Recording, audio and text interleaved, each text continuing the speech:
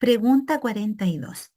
Una pregunta que la podemos resolver tanto en el eje temático de álgebra y funciones como en el de geometría. Así es que la voy a dejar en ambos videos. ¿Cuál es la pregunta? ¿Cuánto mide el cateto mayor? Desde el momento en que nos hablan de catetos, nos están hablando de un triángulo rectángulo. El cateto mayor es nuestra pregunta, así es que le vamos a asignar la variable x.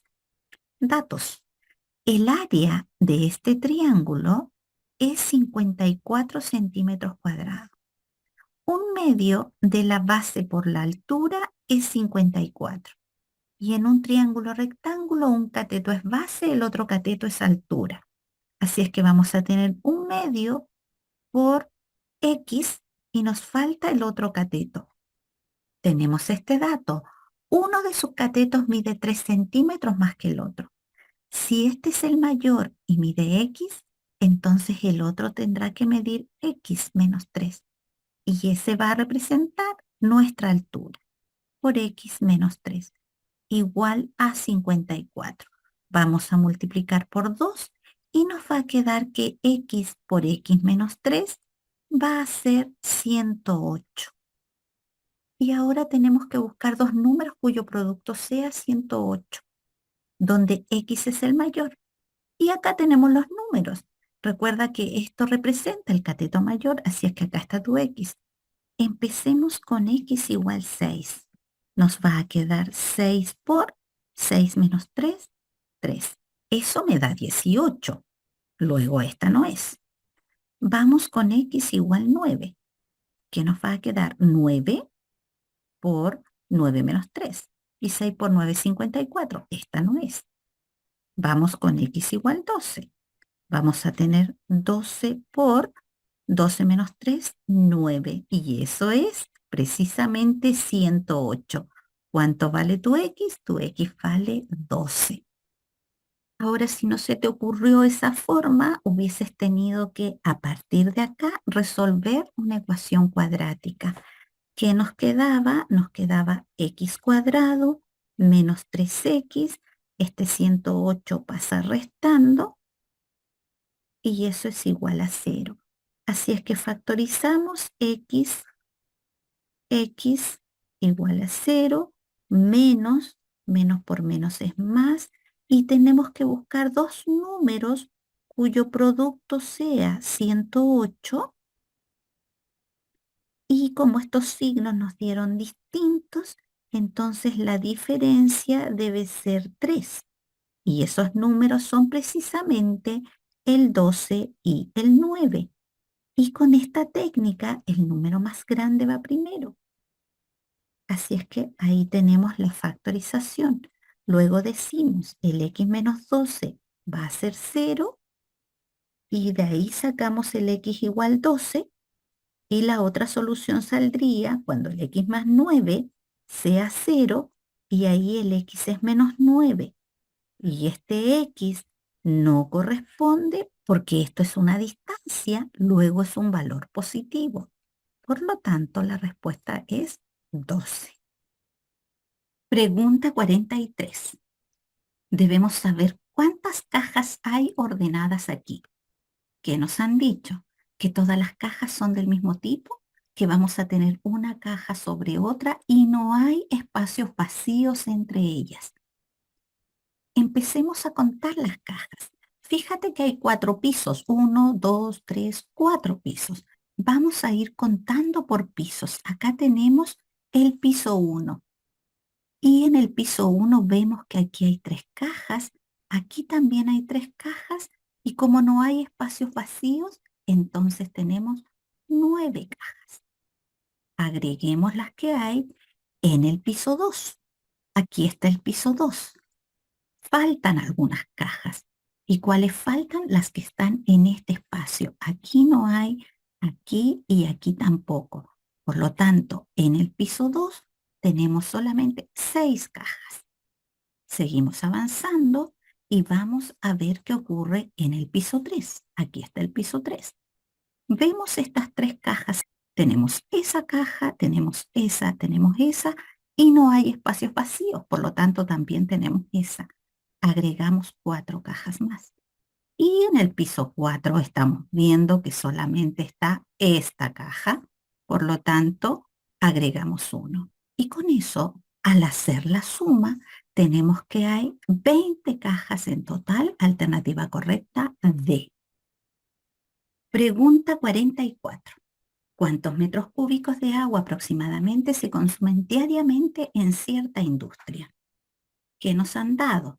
Nos dicen que el estanque de acumulación tiene forma de cilindro recto y nos dan el radio, nos dicen que es 2 y la altura nos dicen que es 4. Y lo que nos interesa, el consumo diario.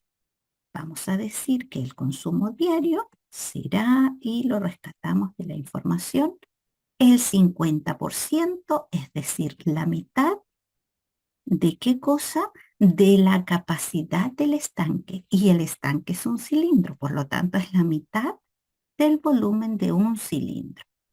Y el volumen de un cilindro es área de la base por la altura. Y la base de un cilindro es un círculo, por lo tanto este es el área del círculo. Luego vamos a tener un medio de el área del círculo, pi r cuadrado, por la altura. Ahora vamos a reemplazar. Tenemos un medio, nos dicen que consideremos pi igual 3, lo reemplazamos.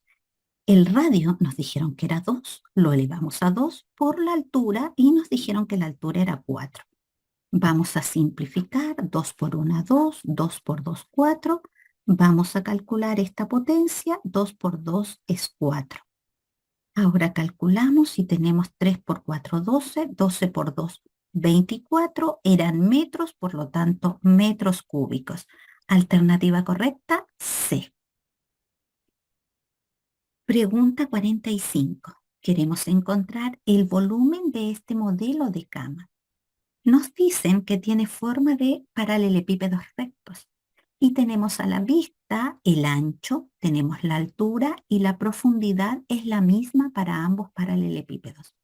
Como queremos el volumen, vamos a separar esta figura en los dos paralelepípedos que estamos viendo. Le vamos a calcular el volumen al primer paralelepípedo y el volumen al segundo paralelepípedo. Recuerda que volumen es área de la base por la altura. En un paralelepípedo es multiplicar sus 3 dimensiones. Vamos a calcular el volumen de la cama. Ya dijimos que íbamos a sumar ambos volúmenes. Vamos a calcular el primero, multiplicamos todas sus dimensiones, x por 1,5x por 2x. La profundidad es la misma para ambos, ya lo habíamos dicho. Volumen 2, 2x por 2x por x. 2x por 2x y por x. Y como esto está en centímetros, entonces todo esto nos queda en centímetros cúbicos. Y esta expresión la encontramos en la alternativa A. Pregunta 46.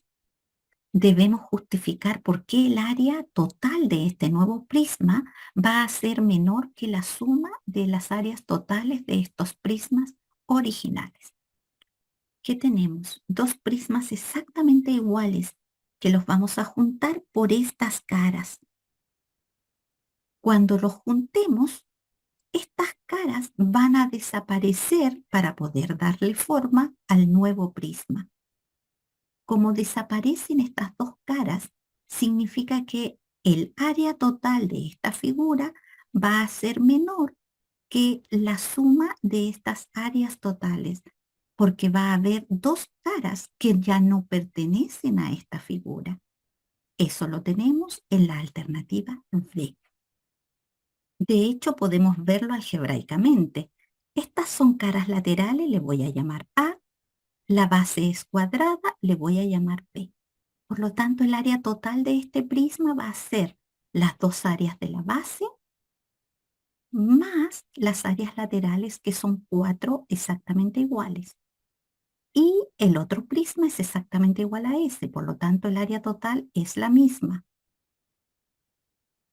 Si sumamos todas las áreas, entonces vamos a decir que el área total va a ser 4 bases más 8 áreas laterales. Vamos a la figura nueva. Aquí se juntaron las bases, luego tenemos 2 bases. Esta cara no cambió, es exactamente la misma y aquí se juntaron esta con esta, por lo tanto tenemos 2A. Calculamos el área total, el doble de las áreas que tenemos a la vista. 2B más 3A. 2A más A, 3A. Así es que el área total termina siendo 4B más 6A. ¿Por qué? Porque hemos perdido 2 áreas laterales. Aquí era 8A y acá solamente es 6A. Pregunta 47. Debemos ver cuál de estas afirmaciones es verdadera. Nos hablan de hipotenusa, nos hablan de perímetro y nos han dado los catetos de 4 triángulos rectángulos. En el primer triángulo nos dicen que un cateto es 5 y el otro cateto es 2. En el segundo triángulo nos dicen que un cateto es 7 y el otro es 4. En el tercer triángulo un cateto es 6, el otro es 1. Y en el último triángulo tenemos que un cateto es 8 y el otro cateto es 1. Necesitamos las hipotenusas para encontrar los perímetros. Vamos a aplicar Pitágoras. Tenemos un cateto, tenemos el otro, aquí está la hipotenusa. Para encontrar la hipotenusa, pescamos un cateto, lo elevamos a 2 y le sumamos el otro cateto elevado a 2. Aplicamos raíz porque lo que nos interesa es el valor de C. Luego vamos a tener que C será la raíz cuadrada de A cuadrado más B cuadrado. Aquí tenemos el valor de las hipotenusas. Así es que vamos a encontrar en cada caso la hipotenusa. Esto será la raíz B. Cada cateto lo elevamos a 2 y sumamos. 2 por 2 es 4, 5 por 5 es 25. Luego esta hipotenusa es raíz de 29. Vamos con la siguiente. Raíz cuadrada de 4 por 4, 16. 7 por 7, 49. Y 16 más 49 tenemos la raíz de 65.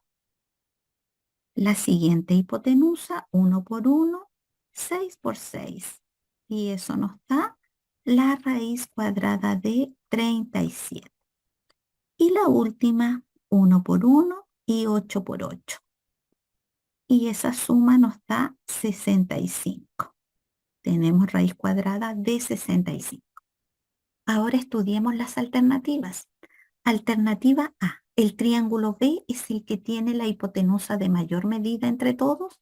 El triángulo B tiene hipotenusa raíz de 65 y el triángulo D también.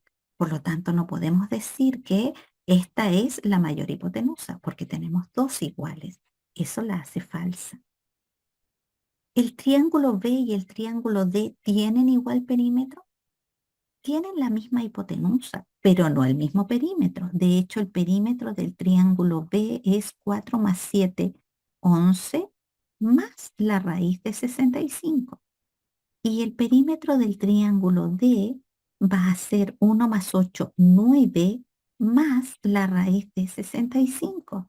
De los dos perímetros, el perímetro de B es mayor. Eso hace que la alternativa B también sea falsa. Alternativa C. ¿El triángulo A es el de menor perímetro entre todos? El perímetro del triángulo A va a ser 2 más 5, 7 más la raíz de 29. Y el perímetro del triángulo C es 1 más 6, 7 más la raíz de 37. Ahora, si comparamos las partes racionales, tenemos 7, 11, 7 y 9. El 7 es el menor racional. Por lo tanto, el perímetro A y el perímetro C son los menores, por ahora. Ahora veamos qué pasa con la parte irracional. La raíz de 65 es la más grande de todas y la raíz de 29 es la más pequeña de todas. Por lo tanto, el perímetro de A tiene el menor racional y el menor irracional. Por lo tanto, esta es la suma total menor de los cuatro perímetros. Alternativa correcta, la letra C. Pregunta 48. Queremos encontrar el perímetro de la pizza redonda más grande que se puede guardar en esta caja. ¿Qué dato nos han dado? Nos dicen que esta caja tiene una base cuadrada y el área de esa base es de 400 centímetros cuadrados. Entonces, el área de ese cuadrado es de 400 centímetros cuadrados. Eso me permite saber que el lado va a ser 20, porque 20 por 20 me da 400. Ahora, si no concluyes eso, acuérdate que el área de un cuadrado es el lado al cuadrado, por lo tanto eso será igual a 400. Aplicamos raíz cuadrada y vamos a decir que A tendrá que ser la raíz de 400, que es 20, que era lo que habíamos marcado. Muy bien. ¿Qué vamos a hacer ahora? Vamos a introducir la pizza y queremos el perímetro de esta pizza redonda y eso es el perímetro de un círculo, 2pi por el radio. Es decir, necesitamos encontrar el radio. ¿Y cuál va a ser el radio? Bueno, el lado del cuadrado es 20 y este diámetro coincide con el lado del cuadrado. Aquí va a estar el centro de la circunferencia, aquí está el radio, por lo tanto 10 y 10 tenemos nuestro radio 10. Y 2 por 10, 20 pi, tenemos el perímetro de la pizza más grande que se puede guardar en esa caja. Alternativa correcta, D. Pregunta 49. Queremos hallar el perímetro de un triángulo rectángulo isósceles de área 72 centímetros cuadrados. Aquí tenemos un triángulo rectángulo. Nos dicen que el área de este triángulo es 72 centímetros cuadrados. Es decir, un medio de la base por la altura será 72. Recuerda que en un triángulo rectángulo, un cateto es base, el otro cateto es altura. Y como este triángulo es un triángulo isósceles, entonces sus catetos son exactamente iguales. Así es que esto va a ser un medio de x por x igual a 72. Este 2 lo vamos a pasar multiplicando. Luego nos va a quedar en el lado izquierdo x por x, x cuadrado, y 72 por 2, 144. En estricto rigor lo que estamos haciendo es multiplicar por 2. Apliquemos raíz cuadrada para encontrar nuestro x. Nos va a quedar x igual a la raíz cuadrada de 144, que es 12, y hemos logrado nuestro x. Podemos decir que nuestro triángulo rectángulo isósceles tiene cateto 12, hipotenusa 12 raíz de 2. Aplicamos Pitágoras de manera inmediata porque este es un triángulo notable. Si conocemos los catetos, decimos que la hipotenusa va a ser el cateto por una raíz de 2. Si necesitas repasar los triángulos notables, recuerda revisar mi video Teorema de Pitágoras, parte 2. Continuando con el ejercicio, entonces tenemos que el perímetro del triángulo va a ser 12 más 12 más 12 raíz de 2. Sumamos la parte racional, 12 más 12 es 24, más 12 raíz de 2. Y eso lo tenemos en la alternativa B. Si desconoces el triángulo notable, ¿cómo debíamos proceder? Conocemos el cateto 12 y debemos hallar la hipotenusa. Aplicamos Pitágoras, la hipotenusa al cuadrado va a ser igual a un cateto al cuadrado más el otro cateto al cuadrado. Tenemos c cuadrado igual a 12 por 12, 144, y 12 por 12, 144. Así es que nos va a quedar 288. Pero 288 no es un cuadrado perfecto, no tiene una raíz cuadrada exacta. Luego no nos convenía sumar. ¿Qué debíamos haber hecho mejor? Haber dicho que esto era 144 dos veces. Y ahí aplicamos raíz y vamos a tener que el valor de C será la raíz de 144, que es 12, por la raíz de 2, que es inexacta. Y ahí tenemos el 12 raíz de 2 que habíamos indicado antes. Y con eso conocemos la hipotenusa, por lo tanto podemos calcular el perímetro. Pregunta 50. Debemos ver cuál de estas imágenes representa mejor la relación que hay entre el perímetro y el diámetro de un círculo. ¿Qué fue lo que hicieron estos estudiantes? Dibujaron un círculo y luego cubrieron con una lana completamente el perímetro de ese círculo, sin que sobrase ni faltase nada. ¿Qué vamos a hacer? Estirar esa lana. Aquí tenemos la lana. Entonces queremos ver cuántas veces va a caber el diámetro en la lana estirada. ¿Qué es lo que sabemos? Sabemos que el perímetro de un círculo es 2pi por el radio. Ahora, este perímetro va a ser 2r por pi. ¿Y por qué junté los dos radios? Porque los dos radios son diámetro. Así es que es un diámetro por pi. Y como lo que queremos saber es cuántas veces cabe ese diámetro en el perímetro, como está multiplicando, lo vamos a pasar dividiendo. Y esta división nos da pi. Y pi es 3,14 e infinitos números más. Así es que cuando hagamos esta división, debe darnos 3 y algo más. Es decir, el diámetro cabe 3 veces y un poco más. Aquí dice exactamente 2. Esta no es. Dice un poquito más de 2. No es. Dice exactamente 3. No es. Esta es la que buscamos, porque es un poquito más de 3 veces. Pregunta 51. Debemos ver con cuál de estas indicaciones los turistas van a llegar a la tienda. El primer anuncio indicaba que avanzaran 5 cuadras hacia el norte y 7 hacia el este. Estaba este mapa. Vamos a hacer el símil de este mapa con el plano cartesiano. Sabemos que en el plano cartesiano todos los puntos son x, y. La coordenada x es la horizontal, así es que en la primera coordenada vamos a tener oeste y este. Oeste serán las x negativas, este las x positivas. En la segunda coordenada vamos a tener el norte y el sur. El norte, las síes positivas, el sur, las síes negativas.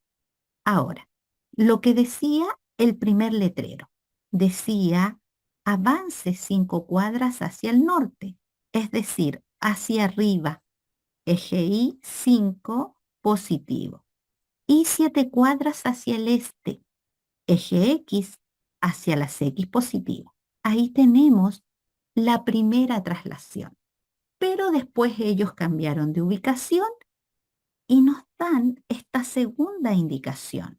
Nos dicen ahora que debes avanzar 3 cuadras hacia el sur, las síes negativas, 3 cuadras hacia el sur y 2 cuadras al este. El este siguen siendo las X positivas. ¿Cuántas cuadras? 2 cuadras. Y después hubo una nueva traslación, un nuevo cambio de ubicación.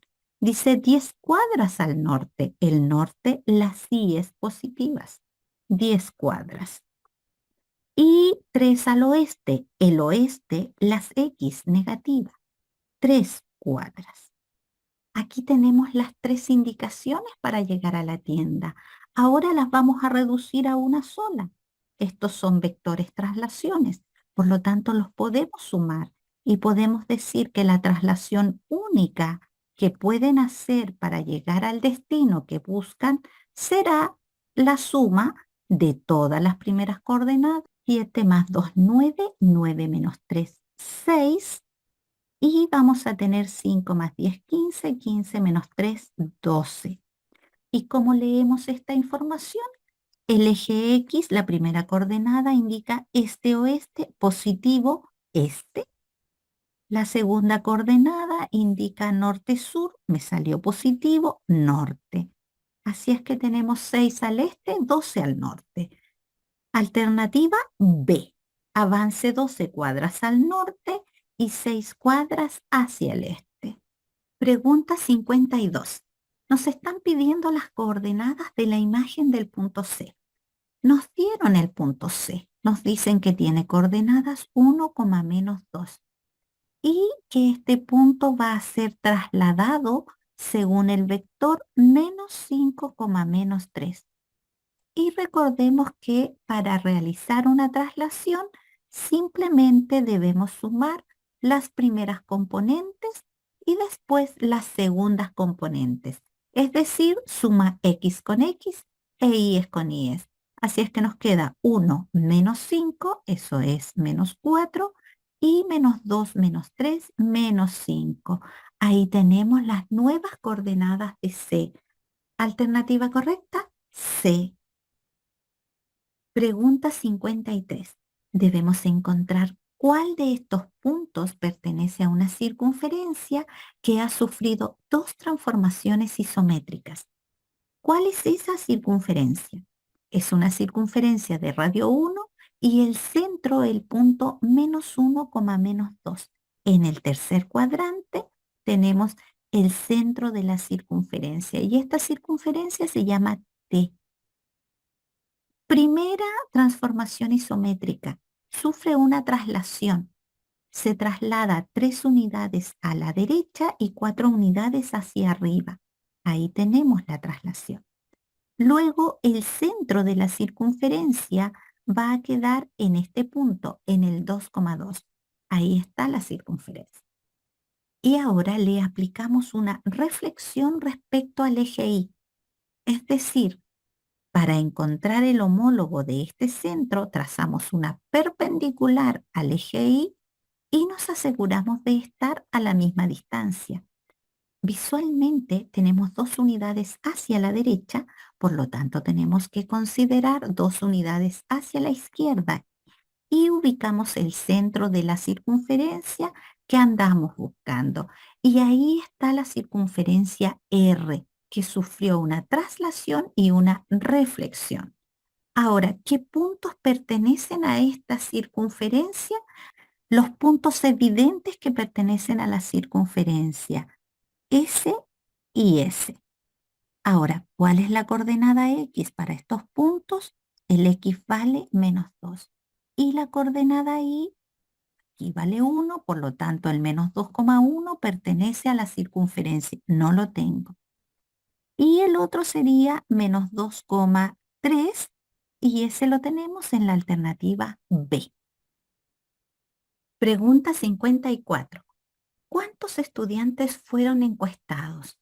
Tenemos este gráfico, nos indican que se está estudiando la cantidad de carcasas que ha tenido cada estudiante. El X son las carcasas y la frecuencia va a representar la cantidad de estudiantes. Por lo tanto, tenemos 6 estudiantes que no han tenido carcasas, 7 estudiantes que han tenido una, 8 estudiantes que han tenido 2, 6 estudiantes que han tenido 3, 3 estudiantes que han tenido 4 carcasas y finalmente 2 estudiantes que han tenido 5 carcasas. Y para saber cuántos estudiantes fueron encuestados, simplemente hacemos la suma de estas frecuencias. Tenemos 7 más 8, que es 15. Si sumamos 6 más 6, tenemos 12 estudiantes más. Y 3 más 2, aquí hay 5. Luego tenemos 15 más 5, 20, más 12. Fueron 32 estudiantes los que respondieron a esta encuesta. Alternativa correcta, C. Pregunta 55. ¿Cuántas personas recibieron atención personalizada cierto día? Aquí está la tabla que muestra la cantidad de tiempo que esperan las personas. ¿Y quiénes reciben atención personalizada? Todos los que esperan 30 minutos o más. Aquí tenemos los minutos y aquí está desde 30 minutos en adelante. Por lo tanto, estas son las personas que van a recibir atención personalizada. Y si hacemos la suma, tenemos 12, 12 más 8 más 7.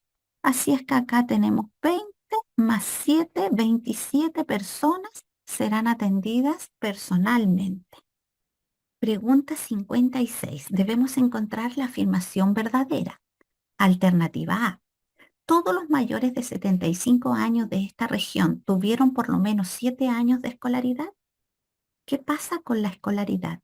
La escolaridad promedio es 7,7 años, lo que no significa que todos hayan tenido escolaridad. Puede que haya algunos que hayan tenido 12 años de escolaridad, otros 15 años de escolaridad, pero algunos no hayan podido acceder a escolaridad. Por lo tanto, esta es falsa.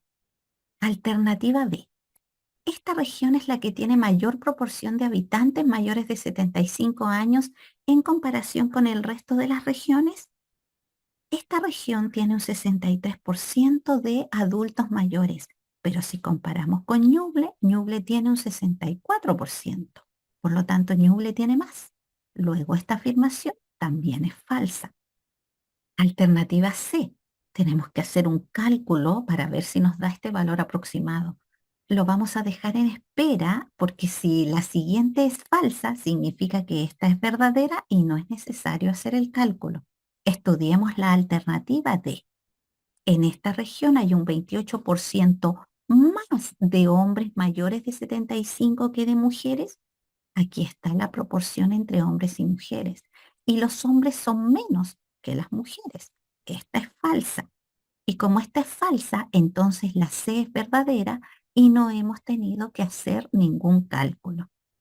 Y utilizando el descarte, nos hemos ahorrado de calcular el 8,5% de 123.201 habitantes. Pregunta 57. Debemos responder cuál de estos pares de números debemos agregar a este conjunto de datos para que mantenga su promedio. ¿Cómo vamos a proceder? En primer lugar, debemos calcular el promedio, pero no lo vamos a hacer sumando todos los datos y dividiendo por 5. ¿Qué vamos a hacer? Nos vamos a fijar que tenemos números pares y a su vez consecutivos. Eso me permite asegurar que el promedio va a coincidir con la mediana, es decir, el término central. Luego, el promedio es 8. Eso significa que si yo quiero mantener el promedio, tengo que ir sumando números múltiplos de 8. Y como voy a sumar 2, me voy a preocupar que la suma sea un múltiplo de 8. Si yo sumo estos 2, me va a dar 14, que no es múltiplo de 8. Esto no es. Acá la suma es 17. Acá la suma es 15, pero aquí al sumar el 2 con el 14 me da 16. Y el 16 es un múltiplo de 8. Por lo tanto, si agregamos el 2 y el 14 a estos números, el promedio se va a mantener. Pregunta 58. Debemos ver cuál de estos jugadores tiene el mayor promedio de goles por partido. ¿Cómo vamos a sacar el promedio? Vamos a hacer el cociente o la división entre la cantidad de goles anotados dividido con la cantidad de partidos jugados. Si queremos hacer estas divisiones, vemos que va a resultar bastante ingrato dividir. Por lo tanto, busquemos una vía alternativa para responder. Si queremos encontrar el promedio más grande, debemos buscar aquel jugador que ha convertido más goles en menos partidos. Mirando la tabla, los que han convertido más goles son el jugador 2 con el jugador 4.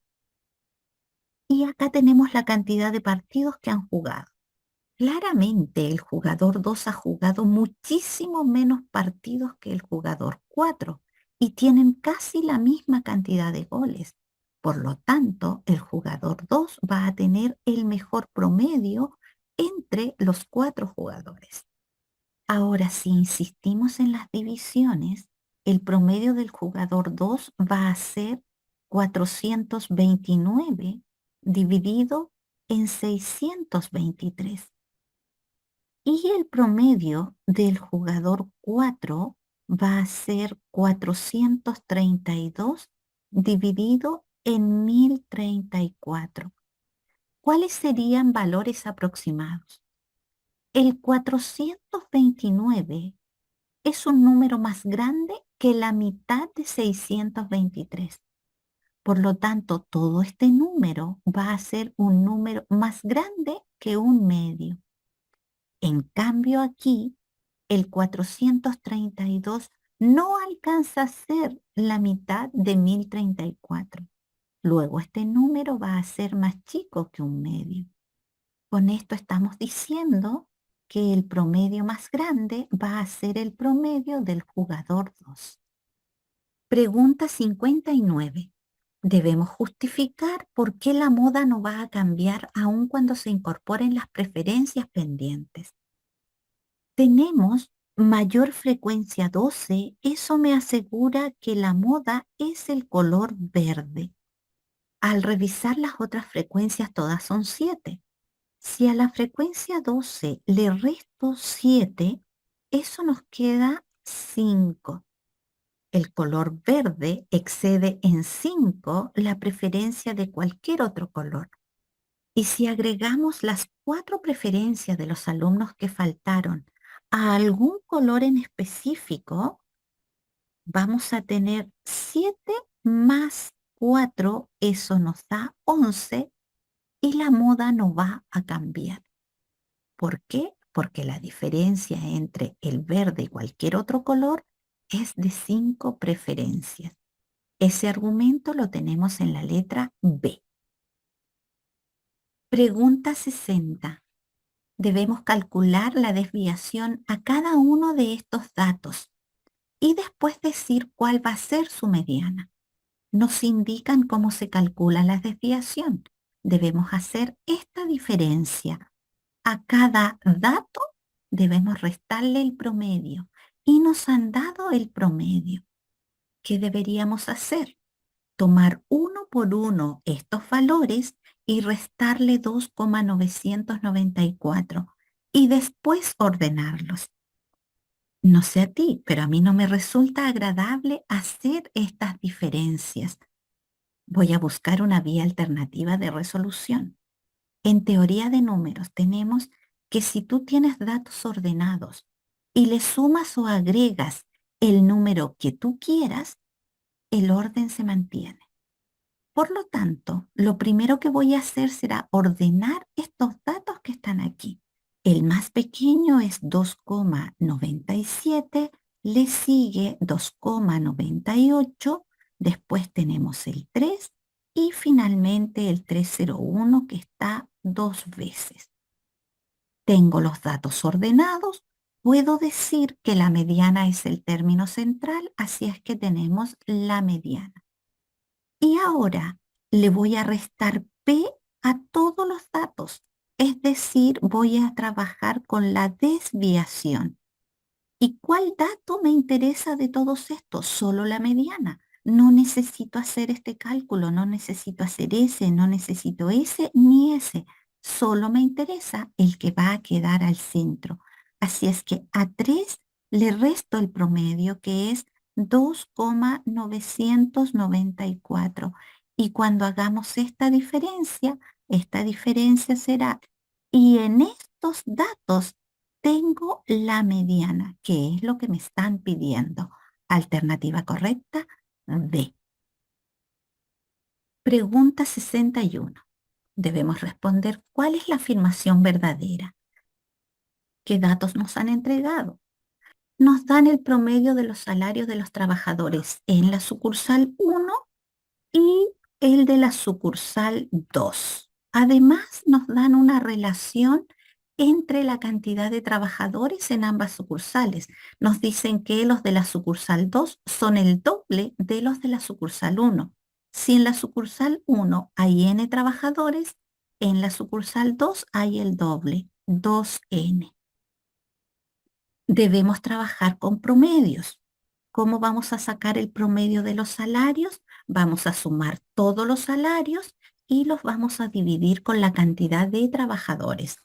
Vamos a resumir esto más todavía. Por comodidad lo vamos a escribir así. Vamos a decir que la suma de salarios va a estar representada por ese dinero y dividimos por el total de trabajadores. Veamos qué ocurre con la sucursal 1. Nos dicen que el promedio es de 550.000. ¿Cómo sacamos el promedio? Dividimos la suma de todos los salarios de la sucursal 1 con la cantidad de trabajadores de la sucursal 1. Y eso nos da su promedio, y el promedio es de 550.000. Así es que si queremos saber la suma de todos los salarios, será 550.000 por n. Procedemos de la misma forma en la sucursal 2. Vamos a sumar todos los sueldos de los trabajadores de la sucursal 2 y vamos a dividir por la cantidad de trabajadores de esta sucursal. Y eso nos va a dar el promedio, que es de 450.000. Con eso tenemos que la suma de todos los sueldos de la sucursal 2 va a ser 450.000 por 2n. Es decir, será de 45 por 2, 90, y le agregamos 4 ceros, 900.000 n. Aquí tenemos los de la sucursal 2 y aquí están los de la sucursal 1. Ahora encontremos la verdadera. Alternativa A. La suma de los salarios de la sucursal 2 es menor que la suma de los salarios de la 1. Estamos viendo que en la 2 son 900.000 y en la 1 solo 550.000. Así es que eso la hace falsa. Alternativa B. ¿Hay al menos un trabajador en la sucursal 1 que gana 100.000 pesos más que cualquier trabajador de la sucursal 2? Esto no lo podemos concluir conociendo solo los promedios de sueldo, así es que esto es falso también. Alternativa C. El promedio de los salarios de ambas sucursales equivale al promedio de 550.000 y 450.000. Esto es absolutamente falso. Por lo tanto, la alternativa D será la correcta. Verifiquemos que la C es falsa. Si quiero encontrar el promedio en ambas sucursales, tengo que sumar todos los salarios, es decir, los salarios de la sucursal 1 más los salarios de la sucursal 2, y todo eso dividido por el total de trabajadores. La primera sucursal tenía n trabajadores y la segunda tenía 2n trabajadores. Luego debemos dividir por 3n. Este es el procedimiento para encontrar el promedio de los salarios en ambas sucursales. Por descarte habíamos logrado que la D es correcta. Verifiquémosla. La suma total de salarios en la sucursal 2 es menor que el doble de la suma de salarios de la sucursal 1. El doble de la suma de salarios de la sucursal 1 va a ser el doble de 550.000 n. Y si multiplicamos 2 por 55 es 110, le agregamos los 4 ceros, n. Por lo tanto nos queda 1.100.000 n. Y acá son solo 900.000. Con esto queda verificado que la D es la verdadera. Pregunta 62. Hay que sacar un lápiz al azar desde un estuche y queremos saber la probabilidad de que ese lápiz no escriba. ¿Qué datos tenemos? En el estuche hay 12 lápices y hay 2 que no escriben. Luego vamos a decir que hay 10 lápices que escriben y 2 que no escriben. Después nos dicen que Luis saca un lápiz que escribe de este estuche y no lo regresa, así es que retira uno que escribe. En el estuche van a quedar 9 lápices que escriben. También nos dicen que Pablo elige otro que no escribe y tampoco lo regresa. Entonces va a sacar uno que no escribe. Luego ya no habrá dos, sino uno solo que no escribe. Y con eso tenemos que en el estuche ahora hay 10 lápices. Y queremos saber la probabilidad de que el lápiz elegido no escriba. Hacemos probabilidad clásica o regla de Laplace. Casos favorables divididos con casos totales. Casos favorables, un lápiz que no escribe de los 10 que están en el estuche. Alternativa correcta, B. Pregunta 63. Debemos responder la cantidad de personas que asiste al taller de repostería. Para poder contestar, necesitamos en primer lugar saber el total de personas que asisten a talleres. Le vamos a llamar N.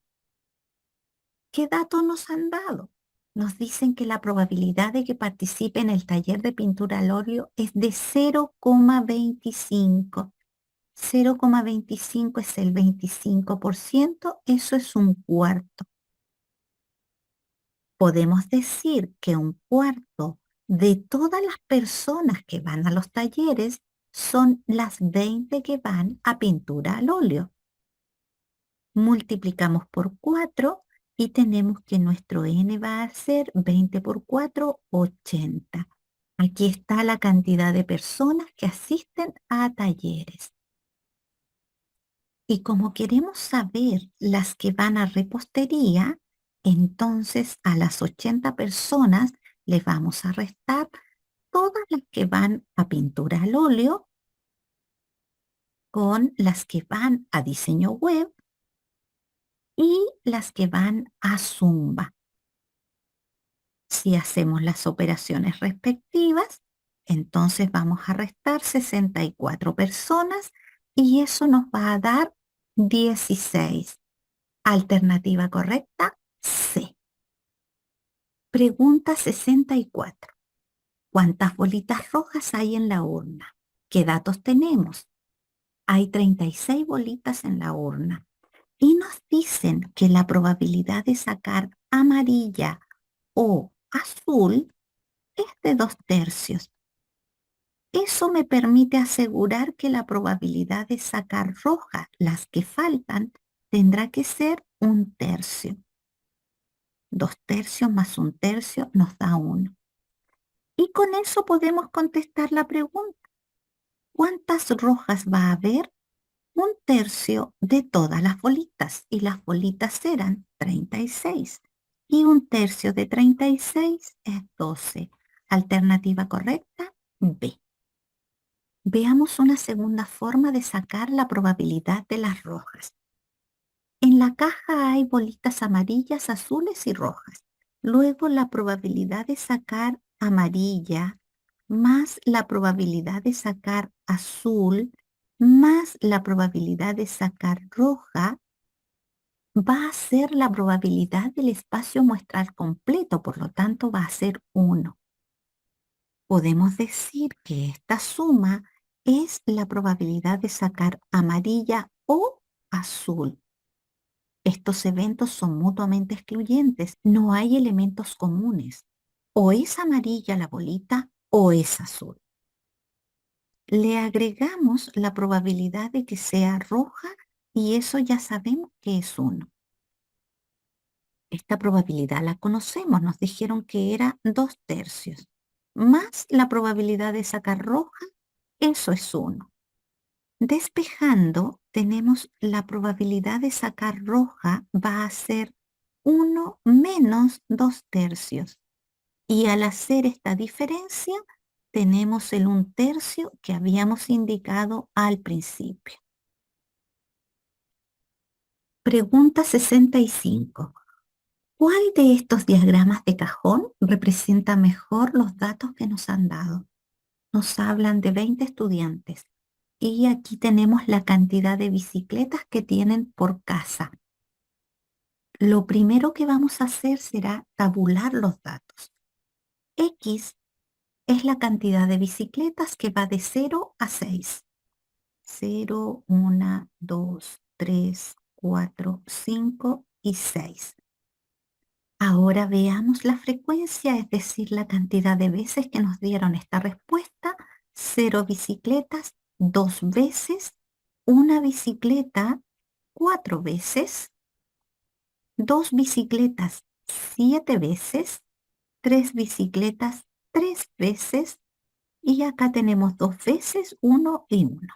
2 veces, 1 y 1. Y nos dijeron que habían sido 20 estudiantes, por lo tanto n igual 20.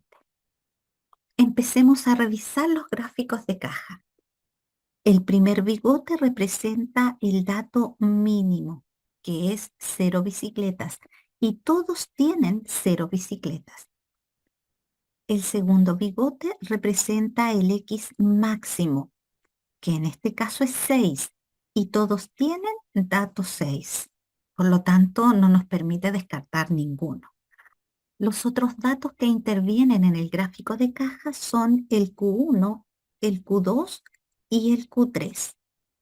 Cuartil 1, cuartil 2, cuartil 3. El cuartil 2 nos dicen que es 2, aquí no es 2, aquí es 2 y aquí no es 2. Por lo tanto, si calculamos el cuartil 2, vamos a poder eliminar dos de estas alternativas. El cuartil 2 es la mediana. Como tenemos una tabla, entonces necesitamos la frecuencia acumulada. Vamos a tener 2, 2 más 4 es 6, 6 más 7 es 13, 13 más 13 es 16, 16 más 2 es 18, 18 más 1, 19 y 19 más 1, 20, que era el total de datos.